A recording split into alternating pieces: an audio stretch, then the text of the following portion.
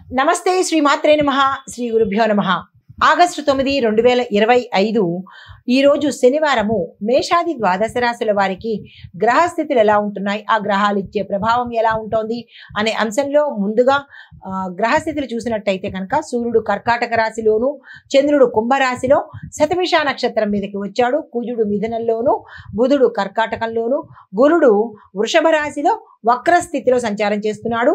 శుక్రుడు సింహంలోను, శని భగవానుడు కుంభరాశిలో వక్రగతిలో చంద్రుడికి సమీపంగా వచ్చాడు.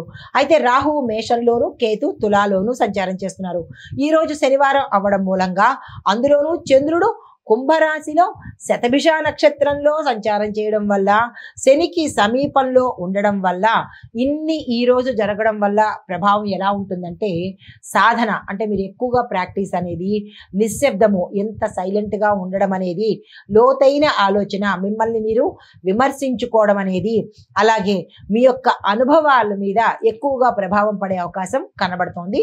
ఇది అన్ని రాశుల్లోనూ అందరికీ జరిగే ప్రభావము.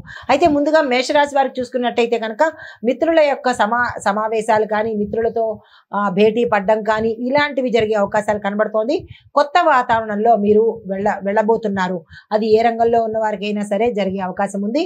అందులో ఉత్సాహంగా ఉండే అవకాశం ఉంది. దీంతో పాటు ఖర్చులు కూడా పెరిగే అవకాశం కనబడుతోంది. కానీ అవి అనవసరమైన ఖర్చులు కాదు, మీరు అవాయిడ్ చేసుకోవచ్చు. మొహమాటానికి పోయి ఖర్చు పెట్టుకోవాల్సిన పని లేదు. అయితే తండ్రి సంబంధిత విషయాలలో మీరు శ్రద్ధ పెట్టే పని ఈ రోజు తప్పనిసరిగా చేసుకోవాలి. కొంత అనారోగ్య సూచన అనేది కనబడుతుంది, జాగ్రత్తలు తీసుకోండి.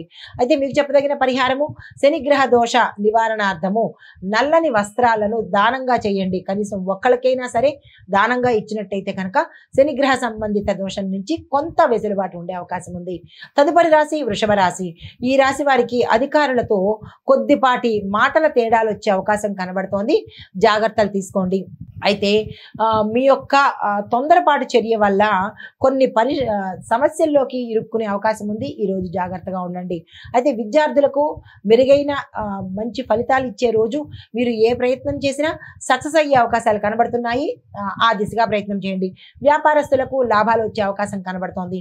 అయితే కుటుంబపరంగా చూసినట్టయితే కనుక శుభవార్తలు యోగ్యంగా కనబడుతున్నాయి. దానికి సంబంధించిన సూచనలు కూడా కనబడుతున్నాయి. నిర్ణయాలు తీసుకోవాలంటే తప్పనిసరిగా తీసేసుకోండి. అయితే మీకు చెప్పదగిన పరిహారము, సూర్యనారాయణ స్వామి వారి అనగా సూర్యగ్రహానికి సంబంధించినటువంటి స్తోత్ర పారాయణ కానీ, మంత్రజపం కానీ చేసుకున్నట్టయితే కొంత సానుకూలంగా ఉండే అవకాశం కనబడుతోంది.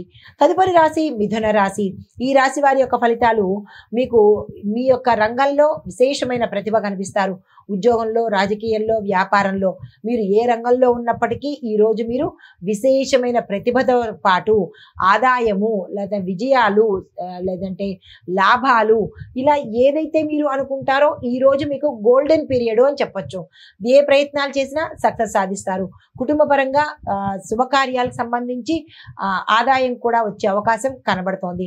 ప్రయాణ యోగం ఉంది, కానీ కొంత ఆలస్యం, మీరు అనుకున్న టైంకి కాకుండా వేరే టైంకి వెళ్ళే అవకాశాలు కనబడుతున్నాయి.